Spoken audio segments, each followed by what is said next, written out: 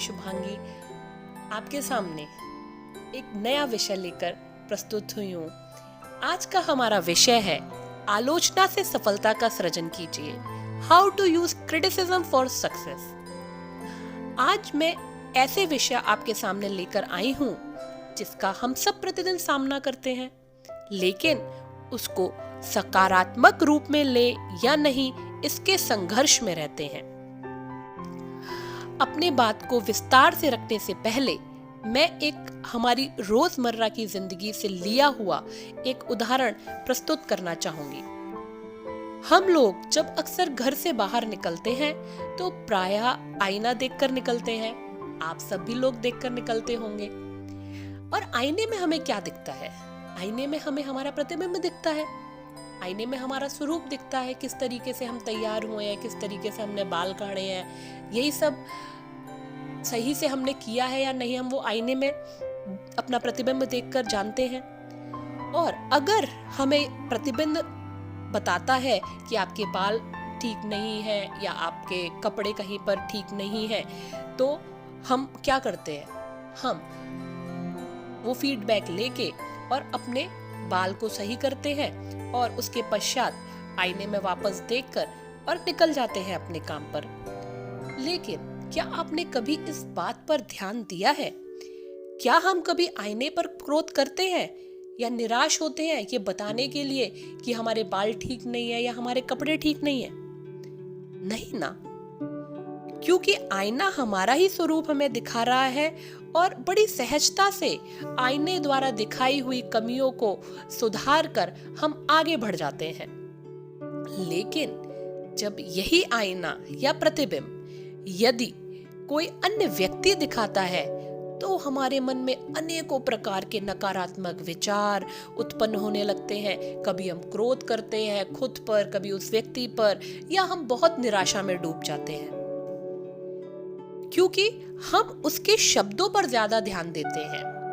अत्यंत हमें उसके शब्दों से ज्यादा उस बात के भावों पर अगर हम ध्यान दें तो शायद हम इतना नकारात्मक या इतना क्रोधित या इतना निराश ना अपने आप को फील करें।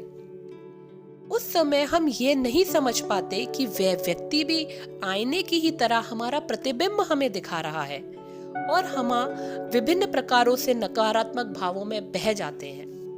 हमें भूल जाते हैं कि वो व्यक्ति भी तो आईने की तरह हमें यही बताने की कोशिश कर रहा है कि तुम्हारे अंदर ये कमी है, और उसने हमारे अंदर कमी निकाल दी, इस बात पर हम ज्यादा फोकस्ड अपने आप को कर लेते हैं। लेकिन उस कमी क्या बताई है या उसकी शब्दों के पीछे उसका भाव क्या था, उन पर अपना ध्यान केंद्रित नहीं करते और नकारात्मक तरीके से सोचने लग जाते हैं। ये एक बहुत छोटी सा उदाहरण मैंने आपको अपनी रोजमर्रा की जिंदगी से दिया है और हम हर व्यक्ति इसको रोज करते हैं। लेकिन हम कभी जब कोई व्यक्ति हमारी आलोचना करता है तब हम आईने की तरह उस व्यक्ति को नहीं समझ पाते। हम कभी उसको एज अ आईना अगर समझ लें तो शायद हम कभी भी इतने नकारात्मक भाव में नहीं बहेंगे। यदि गलती बताने वाले का भाव हम अच्छे से समझ लें, उसके शब्दों पर नहीं उसके भावों पर अगर हम ध्यान केंद्रित करें, तो हमें अपनी गलती का पता चल जाता है, हमें अपनी गलती को सही से समझने का एहसास हो जाता है और बड़ी सहजता से उस गलती को ठीक करने का हम प्रयास कर सकते हैं। एक गीता का श्लोक मुझे याद आता है जिसमें श्री कृष्ण कहते हैं, तुल्य निंदा स्तुतुर मौनी संतुष्टो येन केनचित अनिकेत स्थिर मृति भक्ति मानमो प्रियो नरहा। इसका अर्थ है निंदा में और स्तुति में दोनों में ही हमें बैलेंस रखना चाहिए। कोई अगर आपकी स्तुति कर दे तो बहुत अत्यंत खुश होने की ज़रूरत नहीं है, या कोई आपकी निंदा कर दे तो बहुत निराश होने की भी आवश्यकता नहीं है। हमें दोनों ही परिस्थिति में अपने मन को बिल्कुल उस आकाश के भांति संतुष्ट रखना चाहिए। जैसे कि आकाश में काले बादल आ जाएं या सुनहरी धूप खिल जाए, दोनों ही स्थिति में आकाश में कोई परिवर्तन नहीं आता और भगवान कृष्ण को भी ऐसे ही भक्त बहुत ज्यादा प्रिय हैं जो अपने अंदर अपनी स्तुति या अपनी निंदा से कोई भी परिवर्तन नहीं लाते हैं और ऐसे ही लोग विजेता बनते हैं। एक बड़ी ही सुंदर कहानी एक मूर्तिकार था, उसकी मुझे याद आती है जो हम लोगों को बहुत सुंदर सीख देकर जाएगी। एक मूर्तिकार था, मिट्टी से मूर्तियां बनाता था, बहुत सुंदर गणेश की मूर्तियां। वो जो गणेश की मूर्तियां बनाता था उस गणेश की मूर्तियों की गणेश उत्सव के समय पर बहुत मांग रहा करती थी। लोग उसकी मूर्तियां बहुत पसंद करते थे। अब उस मूर्तिकार का लड़का भी बड़ा हो गया था। उसका एक बेटा था जो बचपन से ही अपने पिता के साथ बैठकर छोटी छोटी मूर्तियां बनाने का प्रयास करता था। जब वह 16-17 साल का हुआ, उसने भी मूर्तियां बनाना आरंभ किया और बाजार में बेचने लगा। मूर्तिकार की मूर्तियां 100 रुपए में जाती थी। बेटी की भी कभी कभी 50 में, कभी 70 में या कभी 100 में चली जाती थी। मूर्तिकार अपने पुत्र को सदैव मार्गदर्शन देता था। मूर्ति में कुछ ना कुछ दोष निकालकर, कभी कहता है इसका कान ठीक नहीं है, कभी कहता है इसकी आंख ठीक नहीं है। एंड मूर्तिकार का पुत्र उसी प्रकार से अपनी मूर्ति में सुधार करते जाता और धीरे धीरे अपनी मूर्ति में सुंदरता उत्पन्न करता जाता। मूर्तिकार के पुत्र की मूर्तियां और ज्यादा दाम में बिकने लगी। एक दिन उसकी मूर्ति 200 रुपए में बिक गई। मूर्तिकार का पुत्र बहुत खुश हुआ और अपने माँ पिताजी को बोला, मेरी मूर्ति आज 200 रुपए में बिकी है। जब वो दोबारा से मूर्ति बनाने लगा तो उसका पिता बोला, इस मूर्ति में जो तुमने चूहा बनाया है उसको ठीक कर लो। मूर्तिकार का बच्चा पिता की ओर देखने लगा और बोला, पिताजी, आज तक तो मैं आपकी बात सुन ली। आपने जो कमियां, जो दोष निकाले मेरी मूर्ति में, मैंने उसके तहत जाके अपनी मूर्ति में सुधार करे। लेकिन आज आपकी मूर्ति 100 रुपए में बिकती है, मेरी 200 में बिकती है। सुधार अब आपको करना चाहिए, ना मुझको। यही बात मेरे साथ घटी थी, ऐसा बोल के उसके पिताजी की आंखों में आंसू आ गए।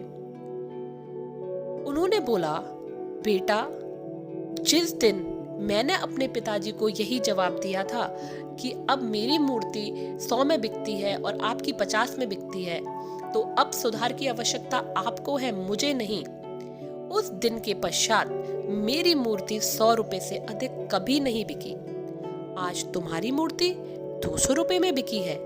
अब तुम्हारी प्रगति यहीं रुक जाएगी। अब मैं कुछ नहीं बोलूंगा।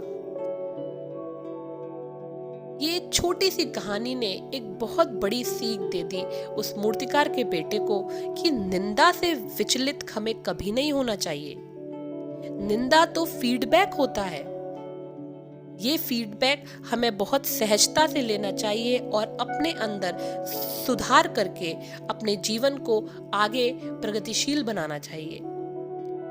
जीवन में आगे अपने बढ़ने वाले जो लोग होते हैं, इस तरीके से जो अपने अंदर प्रतिदिन अपनी चीज़ों, अपनी आलोचना, अपनी निंदा, अपनी फीडबैक को लेकर अपने अंदर जो सुधार करते रहते हैं, ऐसे ही लोग बड़े विजेता बनते हैं। और श्री कृष्ण भी गीता में बोलते हैं, निंदा और स्थिति को समानता से लेने वाला व्यक्ति ही मेरा प्रिय नर है। एक इंग्लिश का कोट है, मैंने कहीं पढ़ा था, मुझे बहुत सुंदर लगा। Criticism is like a rain, should be gentle enough to nourish a man's growth without destroying its roots। और एक हिंदी की भी पंक्तियां मुझे बड़ी सुंदर याद आती हैं।